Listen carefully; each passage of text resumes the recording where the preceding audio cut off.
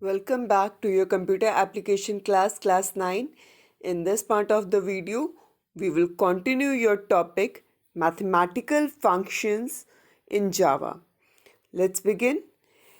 Child, we all know that mathematical functions are classified into three categories.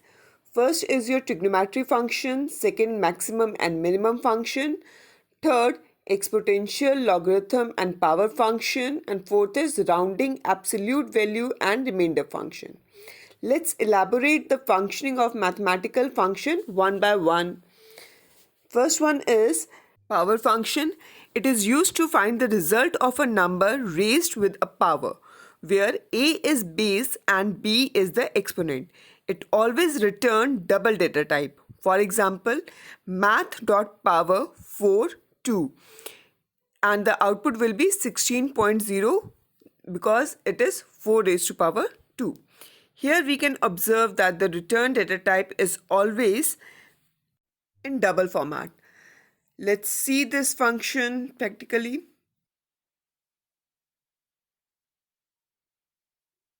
Here, two integer values 4, 3. Let's compile it in terminal window. The result is here. It will be. The result is 64.0. Suppose we need to find only integer part. Then I will be using the parts operator int. After compilation, you will see the difference. And the result is 64 now. Let's see the next function, that is math.square root and math.cube root. So here, yes, they both take single parameter. Square root function is used to find square root of positive number and cube root function is used to find the cube root of positive number. Let's run this program practically. Now, when I'll compile this program, then the square root of 64 is 8.0, it should be, and the cube root is supposed to be 5.0. Let's see. Here, the cube root is 5.0 and the square root is 8.0. Similarly, if I want to use integer part, then I will be using int parts operator, and after compilation the result is here. It will be the result is 8. See, for the square root, when I was not using int, then the result was 8.0, and when I'm using int parts, then the result is 8. So the next function which we have, that is math.min and math.max function. So let's move to it. Here we are. Yes. Math.min function and math.max function both take two parameters or two arguments, and the return value depends on the value used as argument of the function. Min function is used to return minimum value and max function is used to return maximum value. We can also pass three arguments here. Here some examples are given. Let's see this function practically, how it will work. Let's check practically. Let's compare two integer values. Let's see the output. Maximum is value and the minimum value. The minimum value is 7 and the maximum value is supposed to be 9. Let's compile it. Let's take one. Here, the maximum value is 9 and the minimum value is 7. Now let's change the value, and here the data type is also changed. First, let's change the data type. See, The data type format is also changed. Now let's take three arguments. Let's have three values.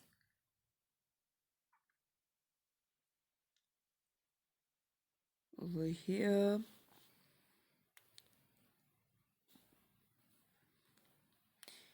Here double value is used, so the result is also will be in double format. Let's check. It's supposed to be in double format only. Let's compile it. Okay, output. See, the result is in double format. Let's see the next function, that is math.floor and math.seal function. Let's move to it. Here we have math.floor function and math.seal function. Math.floor function returns down the nearest integer. It always returns double data type, and math.seal function returns rounded value to the next higher integer. It always returns double type value. Both can be at the same time, can use only single argument. Let's see this function practically. Then we will get the clear idea regarding this function. Check practically over here. Here we have seal function, here we have floor function. Let's compile it. And you can see minus 4.0 is for seal function and minus 5.0 is for floor function. Let's make it positive, then you will see the result. 5.0 and 4.0. It's supposed to be here, 5.0 and 4.0. Let's check the both value simultaneously. Let's copy down it and make it negative.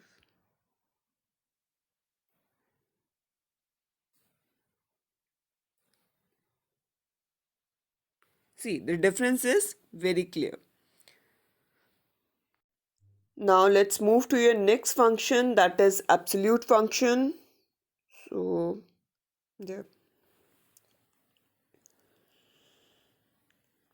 Yes. Math dot absolute function. It returns the absolute value. It returns int long double type value depending upon the argument supplied. Here, negative value became positive number and positive value remains positive number. Let's see this function practically and then we will get the idea clearly. Over here, first make out of over here. So let's compile it. It's a double type value, so the result is also in the double format. Let's make it negative. Now let's see, the result is in positive format. Yes. Let's see the next function, that is math.round function. Over here. This function returns the value in rounded form. It always returns integer type value. If the fraction part of the number is below 0.5, it returns same integer value. Otherwise, it returns the next higher value in double type data format. It always takes single argument. But before compiling it, let's check the next function, that is math.rent function. Math.rent function returns the truncate value of a number, that is integer part of the fractional number. When fractional part is less or equal to 0.5, it returns the integer part, and If the fractional part is more than 0.5, it returns the next higher value in double type. The difference between round and rent math dot function is math dot round function returns an integer type of value and math dot rent function returns double type value. Let's check this practically. Here I will try to use the same argument. So now you can check the output difference clearly. You can observe the result properly. Let's make it negative. So here, and let's compile it. See, the result is similar only. Next function is math.log and math.exponential value. So let's check here. Math.log function returns natural logarithmic value of a given number. It returns double type value. And math.exponential function returns exponential value, that is e raised to power x. It also returns double type value. Let's come to the next function, that is math.random function. This function returns a random number between 0 and 1. It returns double type value. Suppose we want to get integer random number between 1 and n. Here you need to understand that random number or random functions never take any argument. It is generated by the user or the system. So here, if we set the limit, system will generate random value itself. Second part is to get integer random number between m and n, where m and n are the lower and the upper limit of the integer. Let's see this function practically to understand the difference or the working of math random function. There. Here I'll try to take both part and let's close this one. There. Let's compile it, and when I will compile it, the result is supposed to be here. The result is supposed to be lie between 7 to 1, and the second value is supposed to be lie 9 to 2. So let's check the output. See, the first output is 7 and 4. But if I run the program again, I will get random value, another random value, that is 4 and 3. Every time you will get the new number. Let's remove integer and compile. See, now the return type is also changed, that is in the double format. Let's move to the next function that is supposed to be related to your logarithm. So here we have the next function, that is math.sin, math.cos and math.tan function. And also we will discuss pi function. Sine, cos and tan function is your trigonometric function. They are used to find sine, cos and tan value of a given angle in radian as an argument.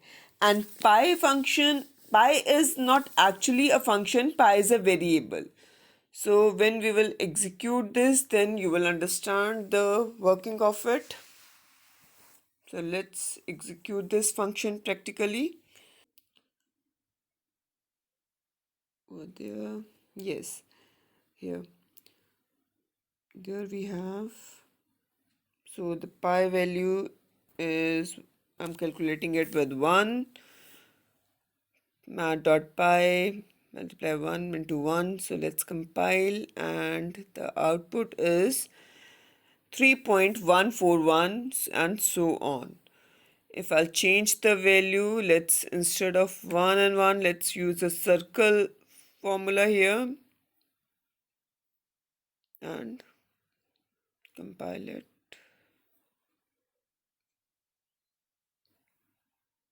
See, this is the result of your circle formula.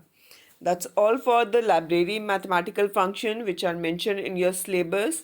If you have any doubt related to this chapter, you can ask in your doubt class. I hope this chapter is clear to you. That's all in this video. Thank you.